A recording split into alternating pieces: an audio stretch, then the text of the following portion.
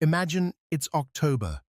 You have one final chance to preserve enough meat for the coming winter. Miss that deadline, and months from now, your family won't be hungry. They'll be starving. For thousands of years, that was simply reality. Fresh meat lasted only days. After that, it rotted.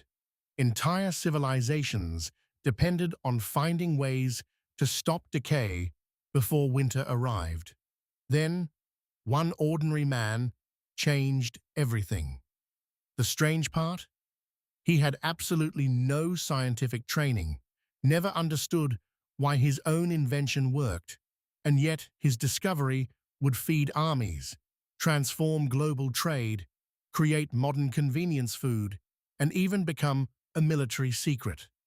But that's only half the story, because the technology that saved millions would eventually destroy the man who invented it. Keeping food cold wasn't normal. It was luxury. In Mediterranean cities, wealthy families literally bought snow hauled down from mountains, not because they wanted ice cream, because cold itself was a status symbol. Everyone else had to rely on salt, smoke, or hope, and hope rarely worked. Every failed harvest, every spoiled barrel of meat could mean starvation before spring.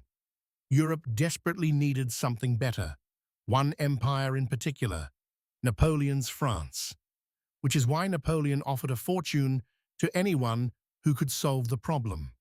Here's the unbelievable part. The man who solved one of history's greatest food problems wasn't a scientist. He wasn't even a doctor. Nicolas Appert made candy, a confectioner. For 14 years, he experimented entirely by trial and error, jar after jar, failure after failure, until eventually something worked.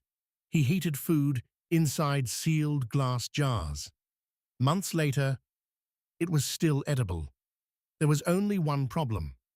He had absolutely no idea why. In the book explaining his invention, Appert guessed that keeping air out was the secret. He never mentioned bacteria, because nobody knew bacteria existed. Even more incredible, the entire world copied his method anyway, for more than 50 years. Only in the 1860s would Louis Pasteur finally explain what had really been happening all along. Imagine trusting your family's survival to a technology nobody actually understood. But if it was that valuable, why didn't everyone immediately learn how to make it? Because Napoleon realized something before anyone else. Food wasn't just food anymore. It was strategy. An army that could carry preserved meat could march farther, fight longer, stay alive. When Appert finally won Napoleon's enormous prize, the French government did something unexpected. They classified the process. For an entire year, Appert wasn't allowed to publish how it worked. His invention was treated like military technology, not unlike a new weapon. And for a while, it worked exactly as intended. French soldiers and sailors suddenly had food that lasted months instead of days. But history had another surprise waiting. In 1814, enemy armies invaded France. Prussian and Austrian troops reached Appert's factory. The same invention that had helped supply France's military couldn't protect the man who created it. His original factory was destroyed. His life's work, his fortune, gone. One of history's greatest inventors died with surprisingly little to show for changing the world. But while France struggled, another entrepreneur saw an entirely different opportunity, one made from frozen lakes. Long before electric refrigerators, there was another way to keep food cold. Move winter itself. American businessman Frederick Tudor began cutting enormous blocks of ice from frozen New England lakes. Most people thought he was insane. He packed the ice in sawdust, loaded it onto ships, and somehow sent frozen lake water across the world, even to India.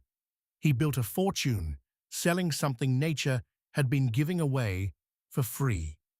Before refrigeration, ice became one of the world's strangest luxury exports. But preserving meat wasn't only about temperature. Sometimes the answer was hiding inside the salt.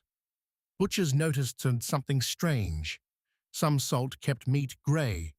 Other salt turned it a rich, healthy-looking red. Customers loved the red meat.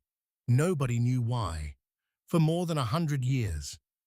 Only in the 20th century did scientists discover the answer. Tiny compounds called nitrites.